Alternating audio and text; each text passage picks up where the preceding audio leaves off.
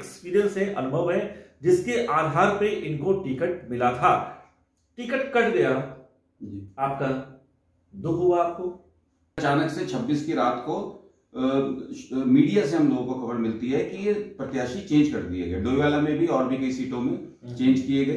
तो कहीं ना कहीं दुख तो होता ही है, जब इतनी मेहनतों की मांग को लेकर काफी धरने प्रदर्शन, और वहां का एक बहुत पॉपुलर थाना है जहां दिल्ली का कोई ऐसा थाना नहीं कि जहां हम लोगों को ना रखा गया हो, चाहे पार्लियामेंट स्ट्रीट जो पुलिस स्टेशन है, सुबह 8 बजे हम लोग गिरफ्तार हो जाते थे तो रात को 8 बजे के बाद हम लोगों को छोड़ा जाता था। तुगलक लेन थाने में हम लोगों ने समय गुजारा करता हूँ। पार्टी ने मुझे प्रत्याशी बनाया, उसके बाद प्रत्याशी चेंज किया। मैंने आपको बोला कि आघात मुझे भी पहुंचा, मेरे लोगों को भी पहुंचा। प्रत्याशी आपके डोईवाला से गौरव सिंह है जी, लेकिन अब तक आपको मंच पे देखा नहीं गया उनके साथ। अभी आगे क्या रहने वाला है मंच पे? जो आप बात कर रहे हैं, आप जैसे मैंने बोला कि ये जो नमस्कार, मैं हूं रजनीश प्रताप सिंह और आप देख रहे हैं यूके तेज, और हमारे साथ हैं कांग्रेस के नेता मोहित उनियाल। मोहित जी, आपका यूके तेज में बहुत बहुत स्वागत है। और कल आपकी मुलाकात हुई है राहुल गांधी से जी। कितना जोश है और क्या बातचीत रही आपकी?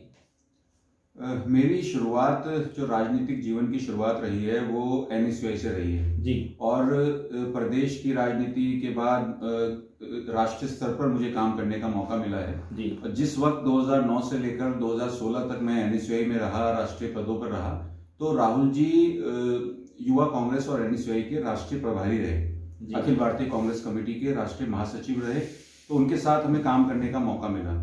तो कल राहुल जी उत्तराखंड पहुंचे, एयरपोर्ट पहुंचे, तो हम लोगों को मौका मिला राहुल जी से मुलाकात करने का। तो हमें सब में उत्साह था, मेरे अंदर भी उत्साह था, उत्तराखंड के युवाओं के अंदर उत्साह था, जो कांग्रेस पार्टी के जितने कार्यकर्ता हैं उनके अंदर उत्साह था कि जब जब राहुल जी उत्तराखंड आते हैं तब तक यहाँ कांग्रेस पार्टी को मजबूती मिलती है। तो एक उत्साह था हम लोगों के अंदर। और सब कल राहुल जी से मुलाकात हुई। राहुल जी के उत्तराखंड में 2 कार्यक्रम हुए, एक इच्छा में कार्यक्रम था, उसके बाद देहरादून पहुंचे राहुल जी, और हरिद्वार में वर्चुअल रैली थी जी। तो आप राहुल जी की टीम के व्यक्ति हैं, हम यही मान के चले? आपको कार्यकर्ता हैं पार्टी के? सर, पार्टी कार्यकर्ता, लेकिन पार्टी में आप मतलब डोईवाला से कोई व्यक्ति सीधे राहुल गांधी की टीम का मेंबर बने और आपका पूरा संघर्ष रहा है वहां का। राजनीतिक संघर्ष की बात बताएं, कितना रहा आपका? मेरी जीवन की, जैसे मैंने बोला, शुरुआत छात्र संगठन से हुई, एनएसयूआई से जी, भारतीय राष्ट्रीय छात्र संगठन। तो 2003 में मैं यहाँ एनएसयूआई से जुड़ा था। क्योंकि डोईवाला के लोग ये भी जानना चाह रहे होंगे कि आपको डोईवाला सीट से टिकट मिला था जी, तो टिकट मिलने का कारण क्या रहा? मतलब ऐसी क्या खूबी आपके अंदर रही है? मैं वही बता रहा हूँ कि जैसे मेरी शुरुआत एनएसयूआई से रही। 2003 से मैं नगर में, जिले में काफी हम लोगों ने एक्टिवली पार्टिसिपेट किया एनएसयूआई में, और मुझे जिले में जिम्मेदारी मिली, जिले का महासचिव रहा। डोईवाला डिग्री कॉलेज के लिए कई आंदोलन हम लोगों ने किए, आमरण अनशन तक किया, कई आंदोलन किए। उसके बाद मुझे प्रदेश स्तर पर मौका मिला। आपके कई आंदोलन तो मैंने खुद कवर करे। बिल्कुल, आपने देखा है हमारी राजनीति को। और 2008 में जब राहुल जी ने इलेक्शन प्रोसेस लेकर आए, राहुल जी एनएसयूआई और युवा कांग्रेस में, तो एनएसयूआई पायलट स्टेट था कांग्रेस का, कि जहां पहला इलेक्शन हुआ। तो मैं चुनाव लड़के राष्ट्रीय प्रतिनिधि पद पर चुना गया। उसके बाद दिल्ली में हम लोगों का इंटरव्यू हुआ, तो 2009 में मैं राष्ट्रीय सचिव बना एनएसयूआई में। तो राष्ट्रीय सचिव के बाद राष्ट्रीय महासचिव बना और राष्ट्रीय उपाध्यक्ष पद पर रहा एनएसयूआई में, और मुझे करीब 9 प्रदेशों में काम करने का मौका मिला। मतलब आपको टिकट ऐसे ही नहीं मिल गया था कि हवा में मिल गया? बिल्कुल, देखिए, संघर्ष किया है, संघर्ष के बिना तो कुछ नहीं मिलता है जीवन में। वहां भी आप जो खूब धरना प्रदर्शन सब चीजें करते थे, आप बैरिकेडिंग के ऊपर। मैं दिल्ली का इंचार्ज रहा 2011, 12 और 14 में। तो 11-12 में हम डूसू इलेक्शंस, मेरे नेतृत्व में डूसू इलेक्शन लड़ा गया और हमने जीता भी। 2011 में हम प्रेसिडेंट सीट जीते, 2012 में हम 4 सीटें जीते। और दिल्ली में, क्योंकि दिल्ली सेंटर है देश की राजधानी है, तो वहां आंदोलन कई हम लोगों ने किए, चाहे वो केंद्रीय मंत्री होम मिनिस्टर राजनाथ सिंह जी के घर का घेराव करना हो, चाहे पार्लियामेंट का घेराव हो, चाहे उस समय एमएचआरडी मिनिस्टर जो रही स्मृति ईरानी जी के घर का घेराव करना हो। तो हम लोगों ने जो छात्रों की मांग को लेकर काफी धरने प्रदर्शन, और वहाँ का एक बहुत पॉपुलर थाना है जहाँ दिल्ली का कोई ऐसा थाना नहीं कि जहां हम लोगों को ना रखा गया हो। चाहे पार्लियामेंट स्ट्रीट जो पुलिस स्टेशन है, सुबह 8 बजे हम लोग गिरफ्तार हो जाते थे तो रात को 8 बजे के बाद हम लोगों को छोड़ा जाता था। तुगलक लेन थाने में हम लोगों ने समय गुजारा। हम लोग तो दिल्ली में जितने भी पुलिस स्टेशन है, थाने हैं, एम्बेसी में कहीं हमने प्रदर्शन किया, पाकिस्तान एम्बेसी के बाहर हम लोगों ने काफी बार प्रदर्शन किया। तो दिल्ली में एक काफी समय मेरा जो 7-8 साल की राजनीति रही, तो दिल्ली और दूसरे स्टेट्स में भी, खाली दिल्ली नहीं, क्योंकि एनएसयूआई में मैं दिल्ली का प्रभारी रहा, दिल्ली के साथ जेएनयू का प्रभारी रहा। जेएनयू में क्योंकि पूरा दिन दिल्ली में मुझे समय देना होता था, नॉर्थ कैंपस, साउथ कैंपस, कालका जी कैंपस की राजनीति होती थी, और रात 10 बजे के बाद हम जेएनयू में समय देते थे। जेएनयू की संगठन को मजबूत करने का काम किया। उसके अलावा महाराष्ट्र का मैं प्रभारी रहा, मैं हरियाणा का प्रभारी रहा, राजस्थान का इंचार्ज रहा। राजस्थान में यूनिवर्सिटी इलेक्शंस, क्योंकि काफी यूनिवर्सिटीज हैं, राजस्थान यूनिवर्सिटी है, जयपुर, जोधपुर, उदयपुर, अजमेर यूनिवर्सिटी है, तो उसमें इलेक्शंस में हम लोगों ने पार्टिसिपेट किया और चुनाव जीते भी। उसके अलावा अंडमान निकोबार का मैं इंचार्ज रहा, जम्मू कश्मीर का इंचार्ज रहा, छत्तीसगढ़ का प्रभारी रहा। तो एनएसयूआई में रहते रहते करीब 9 राज्यों का मैं प्रभारी रहा और मुझे काम करने का मौका मिला। आपको चीन भी जाने का अवसर मिला? जी। तो क्योंकि आप जैसे जानते हैं वो चाइना में नहीं है, तो हमने ये वहां देखा। मैं समझता हूँ कि इतनी बातें आपने अपना प्रोफाइल बताया पूरा, आप यहाँ के किसान आंदोलन में भी आप सक्रिय रूप से रहे हैं, और टोल बरियर का संघर्ष हो या किसानों का संघर्ष, आप सब जगह रहे हैं। मतलब आपने राष्ट्रीय स्तर से लेकर राज्य स्तर पे आपने खूब संघर्ष किया है। तो मुझे लगता है कि हमारे जो दर्शक हैं उनको ये बात अच्छे से मालूम पड़ गई होगी कि मोहित उनियाल को अगर डोईवाला विधानसभा सीट से टिकट मिला तो वो हवा में नहीं मिल गया। इनका राष्ट्रीय स्तर का एक बहुत अच्छा एक्सपीरियंस है, अनुभव है, जिसके आधार पे इनको टिकट मिला था। टिकट कट गया, आपका दुख हुआ आपको? बिल्कुल। देखिए, इतने सालों का संघर्ष था, और पहली बार ही नहीं कि मैंने टिकट के लिए अप्लाई किया था। 2012 में भी, क्योंकि जब चुनाव हुआ था तब भी मैंने अप्लाई किया था। 2014 के जो उपचुनाव हैं उसमें भी अप्लाई किया था टिकट के लिए। 2017 में भी अप्लाई किया था, मगर उस टाइम सिटिंग हमारे एमएलए थे श्री हीरा सिंह बिष्ट जी, तो उस समय भी अप्लाई किया था। और अब 2022 में, देखिए मैं पार्टी का कार्यकर्ता हूँ और हम लोग जमीनी स्तर पर मुद्दे उठाने का काम करते हैं। डोईवाला जो विधानसभा क्षेत्र है, यहाँ के जो विधायक हैं अभी जी, वो प्रदेश के मुख्यमंत्री रहे। तो कई ऐसी चीजें थी, कई ऐसी उम्मीदें थी, जनता को थी और हम लोगों को भी थी। हम लोगों को भी खुशी थी कि हमारे जो विधायक हैं वो प्रदेश के मुख्यमंत्री हैं, तो जो समस्याएं डोईवाला विधानसभा क्षेत्र में उनका समाधान होगा और बहुत बड़े स्तर पर विकास के कार्य किए जाएंगे। मगर हम लोग मुद्दे तो उठा सकते हैं, मगर उनका जब समाधान करने की बारी आती है तो हम लोगों को भी जनप्रतिनिधि पद पर चुनकर हम लोगों को आना होता है, चाहे वो पंचायत लेवल पर हो, नगर पालिका लेवल पे हो और दूसरा विधानसभा में। तो मेरी सोच ये थी कि विधानसभा में अगर मैं पहुंचूंगा तो मैं अपने क्षेत्र के लिए कुछ नया कर सकता हूं, कुछ क्रिएटिव काम कर सकता हूं, वही नहीं जो आज के जन नेता करते आए हैं, उनसे कुछ अलग। क्योंकि मैं पूरा देश घुमा हूं, देश से बाहर मैंने राजनीति देखी है, तो बहुत एक सोच थी, एक सोच है कुछ करने की, इसीलिए मैंने टिकट के लिए अप्लाई किया। और 24 तारीख को शाम को मेरा प्रत्याशी घोषित किया गया और 2 दिन, जो ये 2 दिन रहे, 24 की रात से लेकर 26 की रात को 11:30 बजे तक, मुझे डोईवाला क्षेत्र की जनता का अपार प्यार मिला है। इतने फोन कॉल्स मेरे पास आए हैं, और जब मुझे टिकट मिला, जब मैं प्रत्याशी घोषित हुआ, तो डोईवाला बाजार, क्योंकि डोईवाला बाजार में मैं पला बड़ा हूं और वहां से पूरे डोईवाला क्षेत्र से कोई किसी पार्टी का हो, कोई किसी राजनीतिक दल से रिलेशन रखता हो, सब मेरे से मिलने आए, ऑफिस में आए, मुझे बधाइयां दी। और डोईवाला की जनता में खुशी की लहर थी, क्योंकि यहाँ डोईवाला के हर एक आम नागरिक की एक ख्वाहिश थी कि जब से उत्तराखंड बना है तब से क्षेत्रीय प्रत्याशी डोईवाला को नहीं मिला था। ठीक, जो भी आए, बाहर से आए, डोईवाला से बाहर जो रहे हैं, चाहे किसी भी दल से हो, डोईवाला से नहीं रहा क्षेत्रीय प्रत्याशी जो विधायक बना हो। तो लोगों के अंदर एक उम्मीद थी कि एक 37 साल का युवा जो हमारे बीच में ही राजनीति करके, जो डोईवाला के मुद्दों को उठा के काम किया, जिन्होंने इतने साल, और यहाँ से लेके राष्ट्रीय स्तर पर जो काम करने का मौका मिला, उसके बाद वो प्रत्याशी घोषित हुआ कांग्रेस पार्टी से, तो सबकी एक उम्मीद थी और सब खुशी की लहर थी। मगर हम लोगों ने क्योंकि कैंपेन भी शुरू कर दिया था, 2 दिन चुनाव प्रचार सामग्री हम लोगों की आ गई थी और डोईवाला क्षेत्र में कई मीटिंग्स, रानी पोखरी में हमारी मीटिंग्स हुई थी, बालावाला हम लोग गए, दूधली गए, डोईवाला बाजार, भान्नेवाला बाजार, डोर टू डोर हम लोगों ने किया। तो जनता का अपार प्रेम हम लोगों को मिल रहा था, जनता का सपोर्ट मिल रहा था। तो सारी तैयारियां थी और 27 की सुबह 11 बजे का नॉमिनेशन था हमारा। मगर अचानक से 26 की रात को मीडिया से हम लोगों को खबर मिलती है कि ये प्रत्याशी चेंज कर दिए गए। डोईवाला में भी और भी कई सीटों में चेंज किए गए। तो कहीं ना कहीं दुख तो होता ही है जब इतनी मेहनत की, और दुख मुझे अपना ही नहीं कि मुझे अकेले दुख हुआ, मेरे साथ जो जुड़े हुए कार्यकर्ता थे, मेरे भाई, मेरे दोस्त, और सिर्फ जो कांग्रेस पार्टी से रिलेटेड जो लोग हैं उन्हीं को दुख नहीं हुआ। डोईवाला की जनता को जो एक उम्मीद जागी थी, 2 दिन जो सब लोगों का सपोर्ट था, होता ही है कि भाई मुझे टिकट मिला है, मुझे प्रत्याशी बनाया गया है, तो सबके अंदर जोश थी, शुभचिंतक कार्यकर्ता, तो सबके अंदर जोश था। तो सबको कहीं ना कहीं आघात पहुंचा और उनको भी आघात पहुंचा, और दूसरा मेरे परिवार को, मेरे माता पिता को, मेरी वाइफ को, मेरी बहनें, मेरे और रिश्तेदार, क्योंकि वो सब लोग अपना सब मेरे जो और रिश्तेदार हैं सब पहुंच गए थे, उत्साह के साथ काम में जुट गए थे, साथ में प्रचार में सब लोग काम करना शुरू किया। समय कम है इलेक्शन में, तो वो सब चीजें जुड़नी शुरू हो गई, बिल्कुल जुड़नी शुरू बहुत तेजी के साथ। जी, सारी तैयारियां हो गई थी, तो एक आघात तो पहुंचता ही है। तो आघात लगने के बाद मन में क्या आया कि कांग्रेस से संन्यास ले लें या राजनीति से संन्यास ले लें, क्या मन में आया? लाइफ में कभी कभी हम ऐसी चीजों के लिए तैयार नहीं होते, कभी सोचते भी नहीं है, क्योंकि जो मेरे साथ ये चीज हुई कि कई लोगों का टिकट की दौड़ में तो आप 2012 से थे, यानी कि टिकट तो आपके इमेजिनेशन में था, लेकिन मिलने के बाद कर देगा ये आपकी इमेजिनेशन में। टिकट और भी 70 सीटों में कई लोगों ने मांगा, उनको टिकट नहीं मिला।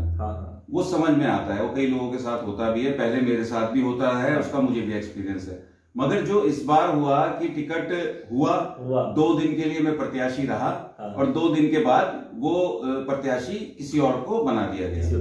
तो ये कुछ एक्स्ट्राऑर्डिनरी चीज थी, स्पेशल केस था कि ये क्या हो गया। तो उस समय जब मेरे साथ हुआ तो लोगों में बहुत गुस्सा था, कार्यकर्ताओं में नाराजगी थी। कई लोगों ने मुझे बोला कि नहीं, अब स्टेप उठाना चाहिए, नॉमिनेशन, क्योंकि फॉर्म तैयार था, सुबह 11 बजे नॉमिनेशन था, आपको नॉमिनेशन करना चाहिए, और बहुत चीजें जो आती हैं इधर उधर से, गुस्से में जो लोग करते हैं। मगर मुझे लगता है कि राजनीति में अगर हम लोग हैं और पेशेंस नहीं है अगर हमारे अंदर, तो फिर राजनीति क्या, लाइफ में पेशेंस की जरूरत है और कुछ भी सोच समझ के करने की जरूरत है। तो जब मुझे ये खबर मिली तो कुछ देर के लिए मुझे भी आघात पहुंचा, और मैं भी सोच सकता था कि मैं क्या करूं। मगर मैंने सब कार्यकर्ताओं को, सबको, अपने दोस्तों को, सबको मैंने बोला कि मैं पार्टी का समर्पित कार्यकर्ता हूं, और मेरे जैसे कार्यकर्ता के लिए, मेरे जैसे एक छोटे से कार्यकर्ता के लिए जिसने अपनी राजनीति की शुरुआत डोईवाला चौक से करी, और उसके बाद मुझे इसी कांग्रेस पार्टी ने जिले व प्रदेश स्तर से लेकर राष्ट्रीय स्तर पर काम करने का मौका दिया, चाहे एनएसयूआई में राष्ट्रीय स्तर पर काम करने का मौका दिया, युवा कांग्रेस में राष्ट्रीय सचिव के पद पर काम करने का मौका दिया, अखिल भारतीय कांग्रेस कमेटी में नेशनल मीडिया पैनलिस्ट के पद पर काम करने का मौका दिया। तो उस पार्टी ने मुझ जैसे छोटे से कार्यकर्ताओं को इतनी बड़ी जिम्मेदारियां दी हैं। मैं अगर आज कुछ हूं, मोहित उनियाल एक नाम है, तो कहीं ना कहीं कांग्रेस पार्टी की देन है। कांग्रेस पार्टी ने मुझे, मेरी लीडरशिप का जो डेवलपमेंट है कांग्रेस पार्टी ने करी, तो उस संगठन को मैं कभी छोड़ने की सोच भी नहीं सकता। कांग्रेस पार्टी मेरे दिल में है। उत्तराखंड में बहुत सारे मैंने लोगों के देखे हैं कि जिनको टिकट नहीं मिला, वो मीडिया के सामने फुट के रोए हैं, टिकट नहीं मिला उनको, और उसके, लेकिन ये लोग इलेक्शन टिकट मिलने से पहले तक कहते हैं कि पार्टी मेरी जननी है, मैं पार्टी का एक समर्पित कार्यकर्ता हूं, और जब उनको टिकट नहीं मिलता या तो वो बगावत कर जाते हैं, या फिर जो टिकट जिसको मिला है पहले कहते हैं हम सब एक हैं, और फिर उसके बाद उसके खिलाफ काम करते हैं। आपका डोईवाला में क्या स्टैंड रहने वाला है? मैं, जैसा मैंने आपको बोला, मैं कांग्रेस का समर्पित कार्यकर्ता हूं। पार्टी ने मुझे प्रत्याशी बनाया, उसके बाद प्रत्याशी चेंज किया। मैंने आपको बोला कि आघात मुझे भी पहुंचा, मेरे लोगों को भी पहुंचा, मगर उसके बावजूद मैं पार्टी का कार्यकर्ता हूं, और जितने हमारे कार्यकर्ता हैं सबको हमने यही कहा है कि जो भी पार्टी का अधिकृत प्रत्याशी है सबको उनके लिए काम करना है। तो अधिकृत प्रत्याशी आपके डोईवाला से गौरव सिंह हैं जी, लेकिन अब तक आपको मंच पे देखा नहीं गया उनके साथ। अभी आगे क्या रहने वाला है आपका? मंच पे जो आप बात कर रहे हैं, आप जैसे मैंने बोला कि ये जो चीजें अचानक से हुई, मुझे टिकट हुआ, प्रत्याशी बनाया गया, 2 दिन के अंदर वो चेंज भी कर दिया गया, तो कहीं ना कहीं मेरे परिवार को आघात पहुंचा है। अभी भी मेरे फादर हैं, मदर हैं, तो कहीं ना कहीं उनको आघात पहुंचा है। तो समाज को तो हमें देखना ही है, लोगों को देखना है। उभरने के लिए मुझे थोड़ा समय चाहिए, क्योंकि उन लोगों की उम्मीदें और उन लोगों की उम्मीदें टूटी हैं, कहीं ना कहीं उनको बुरा लगा है। तो मुझे अपनी परिवार को भी थोड़ा समय देने की जरूरत थी। मगर मेरी फोन पे और कार्यकर्ताओं से मेरी मुलाकात भी हो रही है, फोन पे भी बात हो रही है, पदाधिकारियों से मुलाकात हो रही है। तो सबको मेरा ये कहना है कि सबको लगना है। कुछ लोग होंगे, देखिए ऐसा नहीं, कुछ लोग हैं हमारे भी साथी हैं। आप अब तक मंच पे दिखाई दिए, मंच पे कब दिखाई देंगे? आप क्या मान के चले इसमें, दिखाई देंगे या नहीं? बिल्कुल दिखाई देंगे। देखिए उसका कोई इफ एंड बट है ही नहीं। मैं कांग्रेस का कार्यकर्ता हूँ, कांग्रेस नहीं, कोई नहीं, कोई मुझे आके कुछ बोले, क्योंकि जैसे मेरा ये प्रत्याशी में चेंज हुआ तो दूसरे संगठनों ने भी मुझसे कांटेक्ट किया। उनके अभी भी फोन कॉल्स मुझे आ रहे हैं कि हमें आपसे मिलना है और ये करना है। तो मेरा उनको एकमात्र ये, मैं कहा आप अपना टाइम खराब कर रहे हैं। ठीक, मैं कांग्रेसी हूँ, कांग्रेस मेरे पे आप पहली बार कह रहे हैं कि बिल्कुल आप जो प्रत्याशी हैं गौरव सिंह के साथ मंच पे दिखाई देंगे? जी बिल्कुल बिल्कुल जी। मुद्दा क्या है डोईवाला के इलेक्शन का? डोईवाला जो विधानसभा क्षेत्र है जी, मैंने आपको कहा कि यहाँ के जो विधायक हैं वो प्रदेश के मुख्यमंत्री रहे, उसके बावजूद यहाँ काम नहीं हुए। जो वादे उन्होंने करे थे, अपने दृष्टि पत्र में जो वादे करे थे, उनका 99% काम नहीं हुआ है। ठीक है, चाहे वो रोजगार की बात हो। आज भी जो क्षेत्र का युवा है, वो बीटेक किया हुआ युवा हमारे पास आता है और हमें बोलता है कि मुझे एक फैक्ट्री में करेंगे, मगर उनके दृष्टि पत्र में जो बातें कही गई वो जमीनी हकीकत कुछ और ही है। बड़े काम तो करे उन्होंने, सीपेट बनाया है आपका, इसमें कोस्ट गार्ड भर्ती, आईटीआई को खत्म कर दिया, सीपेट बना दिया। तो सीपेट में बहुत सारे क्या हुआ, बहुत सारे आप आईटीआई जो मूलभूत जो मतलब स्किल की अगर आप बात करते हैं और आईटीआई को आप खत्म कर देते हैं और सीपेट लाके आप बोलते हैं सीपेट हमने बहुत बड़ा काम कर दिया। सीपेट में तो स्किल डेवलपमेंट के बहुत सारे कोर्सेज हैं उसमें। सर अभी आप जाके सीपेट में अगर देखेंगे, एक दिन हम लोग गए थे, वहां धरना चल रहा था। जो बच्चे जो कोर्सेज कर रहे हैं उनके लिए आगे का फ्यूचर डार्क है। ठीक है, त्रिवेदी तो बोलते हैं कि 300% रोजगार मिल रहा है यहाँ पे, जिसने कोर्स कर लिया तो 300% रोजगार मिल रहा है। कथनी और करनी में फर्क है सर, कथनी और करनी में बहुत फर्क है। दूसरा जो, लेकिन नेशनल लॉ यूनिवर्सिटी तो आपकी आ रही है ना नैनापुर में। मैं आपको बताना चाहूंगा, जो दृष्टि पत्र था जिसको घोषणा पत्र हम बोलते हैं, अपने चुनाव के समय में 2017 के जो चुनाव का दृष्टि पत्र था, जो चीजें उनके बारे में, जो मुद्दे उनके बारे में उन्होंने रखे थे, उसमें से 99% काम नहीं हुए।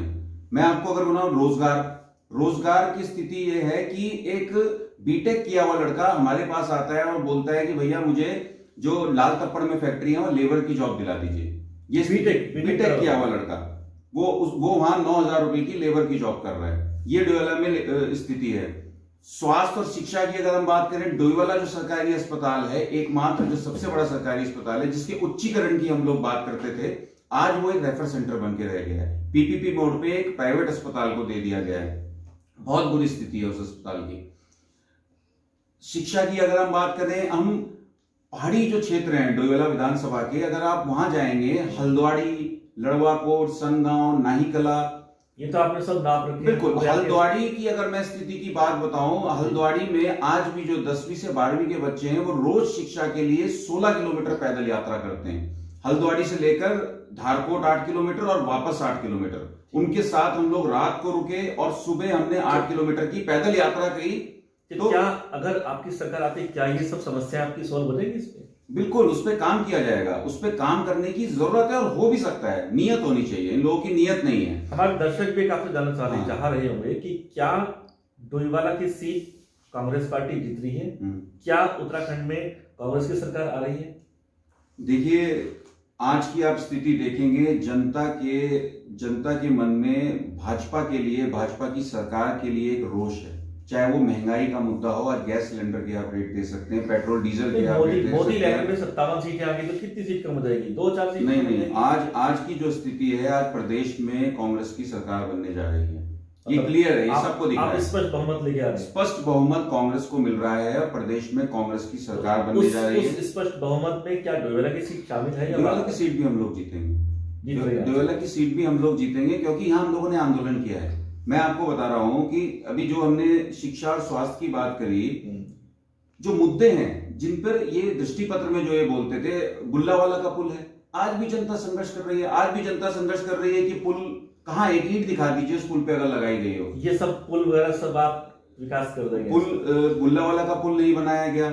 गुल्लर घाटी से कालूवाला को जोड़ने वाला पुल कहाँ है, जो बड़ी बड़ी बातें इनके द्वारा कही जाती थी। सड़कों की अगर हालत देखें, गड्ढे सड़कों पे थे। अभी चुनाव आया तो गड्ढों को भरने का इन लोगों का काम किया गया है, दूसरा कोई काम नहीं हुआ है। अस्पताल की मैंने बात की, पहाड़ी जो सुदूर क्षेत्र हैं वहां हमने बताया कि बच्चे आज भी पैदल चलते हैं शिक्षा के लिए। नाही कला में एक घर पर हम लोग पहुंचे, नाही कला का सुदूर क्षेत्र में एक घर, वहां माँ एक अपनी बेटी को स्कूल के लिए, विद्यालय के लिए आज भी 17 किलोमीटर पैदल चल रही है अपनी बेटी के साथ। तो उन लोगों के लिए क्या छात्रावास की सुविधा नहीं कर सकते? क्योंकि पहाड़ी क्षेत्र में हम समझ सकते हैं कि जहां 2 ही बच्चे हैं, एक ही बच्चे हैं, वहां आप स्कूल को, विद्यालय को उनके पास नहीं ले जा सकते, मगर जहां विद्यालय हैं आसपास के बच्चों के लिए छात्रावास आप बना सकते हैं। सनगांव नाहीकला मोटर मार्ग और आजादी के बाद से मुश्किल से 5 किलोमीटर बना है, आज भी वो मार्ग टूटा हुआ है। इसकी समस्या जो डोईवाला है कि आदर्श विधानसभा बन जाएगी, ऐसा मान के चल रहे। देखिए, हम झूठ नहीं बोलना चाहते। हम ये नहीं कह सकते कि हम 100% आपकी सारी समस्याओं का समाधान हो जाएगा, मगर आप कार्य करते हुए दिखने तो चाहिए। यही त्रिवेंद्र सिंह रावत जी थे जब 2017 चुनाव से पहले ये सनगांव नाही कला में जब इनकी गाड़ी रुक जाती है, पहाड़ी की चढ़ाई नहीं चढ़ पाती, टूटी फूटी रोड थी, ये बोलते मैं एमएलए बनूंगा तो सबसे पहले ये सड़क बनाऊंगा। मगर आप तो मुख्यमंत्री बन गए, आप एक सड़क नहीं दे पाए। आज भी कोई कुड़ियाल गांव के जो ग्रामवासी है उनको धरना देना पड़ रहा है। आज भी कोई थानों की जो जनता है उनको अस्पताल के उच्चीकरण के लिए धरना देना पड़ रहा है।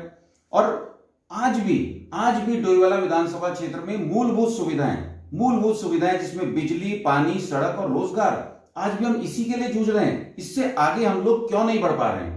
ये एक स्थिति है, ये सवाल है उन माननीय मुख्यमंत्री जी के चेहरे पर, त्रिवेंद्र सिंह रावत जी के चेहरे पर, कि आपने क्या किया 5 साल? आप अपनी विधानसभा में कुछ काम नहीं कर पाए और आप बड़ी बड़ी चीजें गिनवा रहे हैं कि सीपैट आप लिया है, लॉ यूनिवर्सिटी लिया है।